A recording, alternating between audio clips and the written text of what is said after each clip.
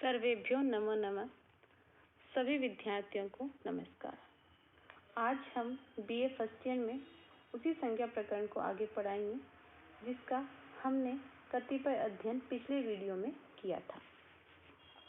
हमने पिछले वीडियो में संस्कृत शब्द के सामान्य अर्थ, संस्कृत व्याकरण का आधारभूत ग्रंथ पाणिनि के अष्टाध्यायी तथा संस्कृत शब्द का अर्थ, संस्कृत भाषा के दो प्रमुख अंग आदि बिंदुओं का अध्ययन किया। अब हम आगे संस्कृत व्याकरण के संज्ञा प्रकरण को ही आगे बढ़ाएंगे।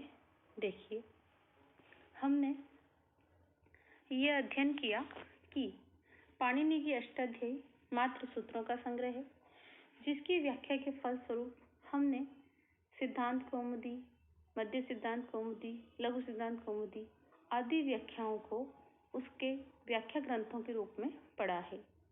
और इसी प्रकार अनेक व्याकरण हुए जो पाणिनि के समकालीन थे अथवा पाणिनि से पूर्व में विद्यमान थे अथवा पाणिनि के बाद में परकालीन थे। तो अनेक व्याकरण हुए जिन्होंने व्याकरण को समृद्ध और सुसज्जित किया। इसके फलस्वरूप सबसे प्रमुख, सबसे सरल विधि से जो ग्रंथ माना गया है व्याख्या ग्रंथ, उसे वह लघु सिद्धांत कौमुदी माना गया है। लघु सिद्धांत कौमुदी की रचना वरदाचार्य ने की है।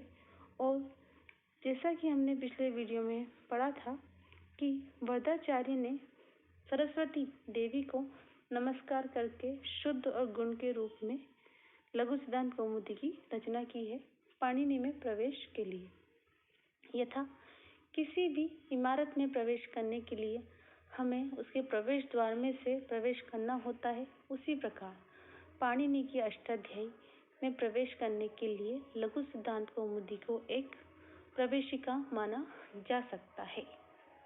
देखिए, जैसा कि खुद वरदाचार्य ने लिखा है कि पाणिनि में पढ़ने में विद्यार्थियों को कठिनाई अनुभव होती है, इसीलिए सरल व संक्षिप्त रूप में लघु सिद्धांत कौमुदी की रचना कर रहा हूँ। पाणिनि व्याकरण के समकालीन व्याकरण यथा कातंत्र व्याकरण, चांद्र व्याकरण, मुग्धबोध व्याकरण, सरस्वत व्याकरण आदि व्याकरण ग्रंथों को पाणिनि व्याकरण में को सबसे प्रामाणिक और श्रेष्ठ माना जाता है। और पाणिनि व्याकरण में लघु सिद्धांत कौमुदी को प्रवेशिका माना जाता है। ऐसा माना जाता है कि संस्कृत व्याकरण का आरंभ माहेश्वर सूत्रों से हुआ। सबसे पहले माहेश्वर सूत्र आए, उसी के बाद आगे संस्कृत व्याकरण का लेखन, रचना आदि कार्य हुए। भगवान शिव के डमरू से उत्पन्न होने के कारण इन्हें माहेश्वर सूत्र कहा गया है। भगवान शिव का एक नाम महेश्वर भी है, इसीलिए इन्हें महेश्वर सूत्र कहा जाता है। इन्हें माहेश्वर सूत्र, शिव सूत्र, प्रत्याहार सूत्र आदि भी कहा जाता है। इनकी उत्पत्ति पूर्वक अर्थ यूं है कि महेश्वरात् आगतानि इति महेश्वराणि, कि महेश्वर से उत्पन्न होने के कारण इन्हें महेश्वर कहा जाता है। अब महेश्वर शब्द से संतान उत्पत्ति अर्थ में अणप्रत्यय होने पर महेश्वर शब्द निष्पन्न हुआ।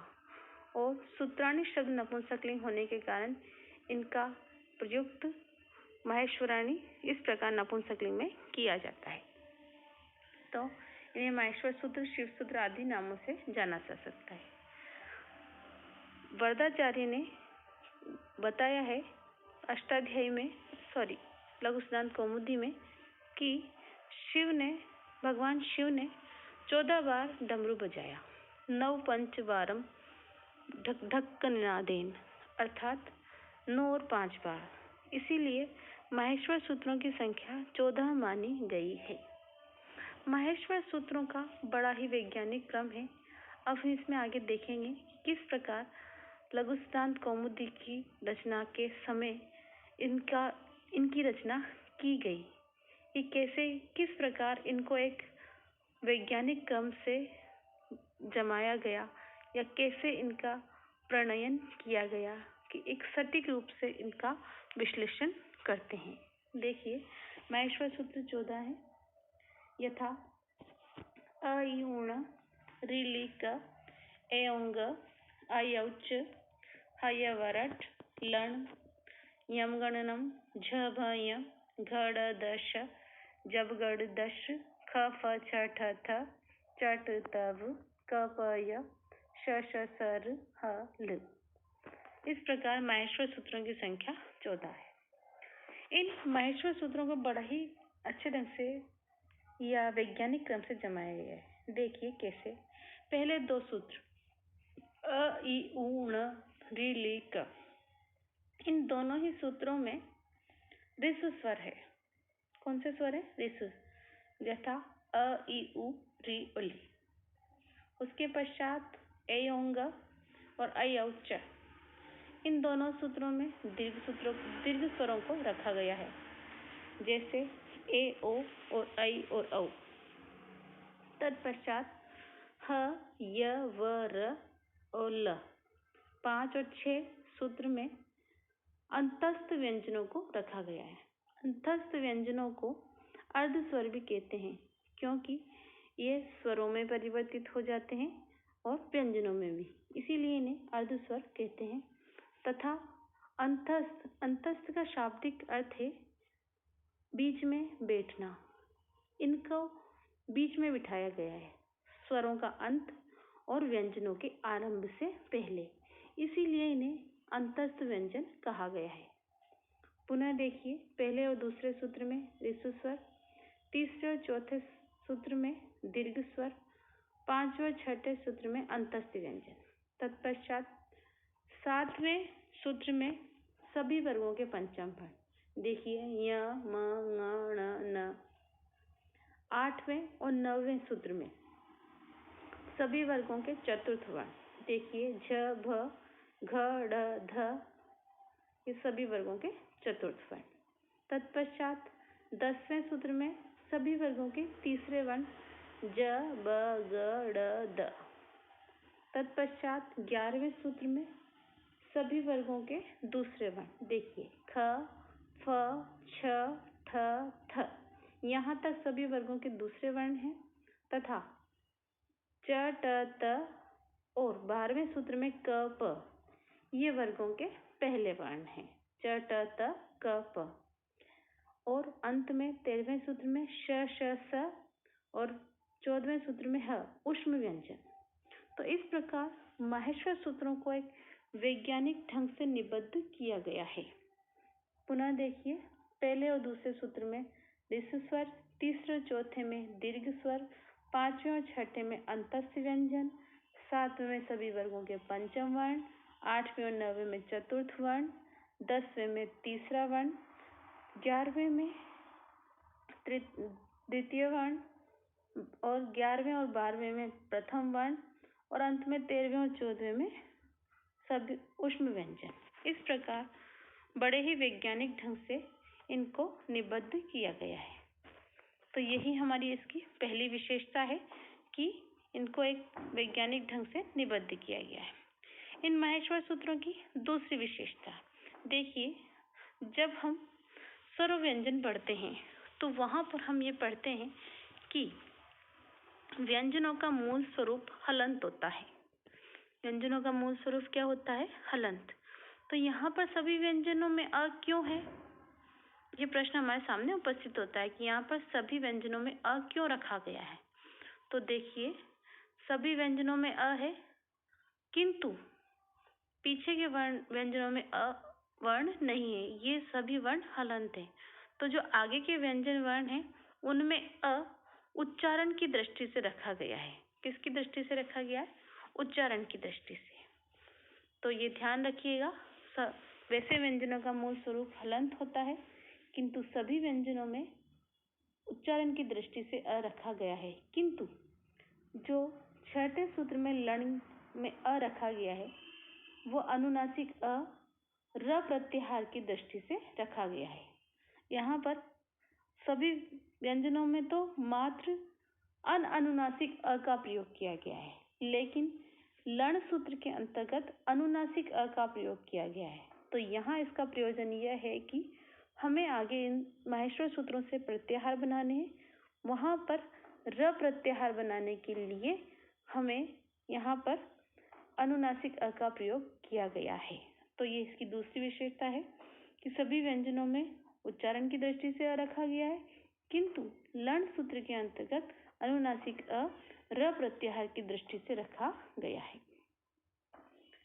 इसके बाद तीसरी विशेषता ये है कि सभी माहेश्वर सूत्रों के अंतिम वर्ण हलंत हैं। सभी माहेश्वर सूत्रों के हमने जैसे देखा कि सभी माहेश्वर सूत्रों के अंतिम वर्ण क्या है? हलंत। ये हलंत इन्हें प्रत्याहार बनाने की दृष्टि से रखा गया है। किसकी दृष्टि से रखा गया है? प्रत्याहार बनाने की दृष्टि से रखा गया है। इसकी चौथी विशेषता यह है कि अण प्रत्याहार। कौन सा प्रत्याहार? अण। जब हम अण प्रत्याहार बनाएंगे तो वहां पर केवल 3, अगर हम पहले सूत्र को देखें तो अ, इ, उ, ण। अगर पहले सूत्र से अण प्रत्याहार बनाएंगे तो अण प्रत्याहार के अंतर्गत 3 वर्ण आएंगे। कितने वर्ण आएंगे? 3। किंतु यदि हम नीचे वाला लण सूत्र के साथ अण प्रत्याहार बनाएंगे तो यहाँ पर 14 वर्ण आएंगे। तो यहाँ पर ण को 2 बार रखा गया है। ण को कितनी बार रखा गया है? 2 बार, क्योंकि अण प्रत्याहार कितनी बार बनता है? 2 बार। सभी जगह अण प्रत्याहार के अंतर्गत 3 वर्ण आते हैं, किंतु अनुदित सवर्ण से च प्रत्यय, जो आगे हम संज्ञा प्रकरण में सूत्र पढ़ेंगे, उसके अंतर्गत इस प्रत्याहार में 14 वर्णों का परिगणन होगा। इसलिए यहाँ पर ण को कितनी बार रखा गया? 2 बार। एक बार इसमें 3 वर्ण आएंगे और एक बार इसमें 14 वर्ण आएंगे। उसी प्रकार इन माहेश्वर सूत्रों की एक विशेषता और है, नंबर 5, कि ह वर्ण को भी कितनी बार रखा गया है? 2 बार।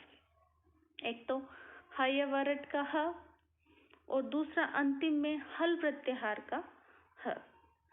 तो यदि 2 बार नहीं होता, एक ही बार होता, मान लो कि नीचे वाला ही होता, ऊपर वाला नहीं होता, तो हल प्रत्याहार में केवल ह ही वर्ण आता, जबकि हल प्रत्याहार में सारे व्यंजन आते हैं।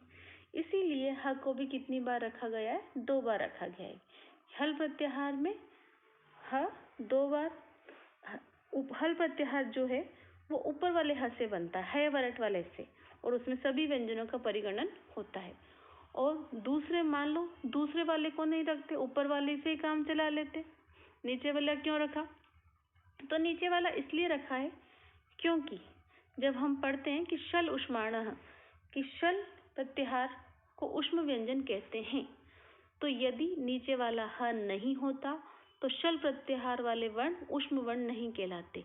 वहां पर ह नहीं आता क्योंकि ये तो ऊपर ही आ चुका है हवरट में, तो शल प्रत्याहार के अंतर्गत ह का परिगणन नहीं होता। इसीलिए ह को कितनी बार रखा गया है? 2 बार रखा गया है, कि हल प्रत्याहार दृष्टि से, एक तो इसके हल प्रत्याहार की दृष्टि से तथा नीचे वाला ह शल प्रत्याहार की दृष्टि से। तो इस प्रकार माहेश्वर सूत्रों को एक वैज्ञानिक क्रम में निबद्ध किया गया है, एक सटीक क्रम में निबद्ध किया गया है। इसके बाद यहाँ तक हमने इसका अध्ययन किया, और ये जो व्यंजन है इन्हें हमें याद करना है माहेश्वर सूत्रों के लिए, और आगे हम जब संधि पढ़ेंगे उसके लिए इन माहेश्वर सूत्रों को याद करना अत्यंत आवश्यक है। और सभी वर्गों के वर्ण हमें खड़े याद होने चाहिए। तात्पर्य यह है कि ऐसे वर्ण होने चाहिए जिससे वर्गों के पहले वर्ण, दूसरे वर्ण, तीसरे वर्ण, चौथे वर्ण और 5वें वर्ण हमें ऐसे याद नहीं करने, ख, क, ख, ग, घ, ङ, च, छ, ज, झ, ऐसे याद नहीं करने हैं। हमें इन्हें खड़े याद करने। यथा पहले वर्ण है क, च, ट, त, प, दूसरे हैं ख, छ, ठ, त, फ, तीसरे हैं ग, ज, ड, द, ब, चौथे हैं घ, ज, ढ, द, भ, और 5वें ङ, य, ण, न, म। इस प्रकार से हमें इन्हें याद करना है। ये हमें आगे जाके लाभदायक रहेंगे। इत्यलं इतना पर्याप्त है। इसके आगे का अध्ययन हम नेक्स्ट वीडियो में करेंगे। तब तक धन्यवाद। शुभास्ते पंथानम संतु।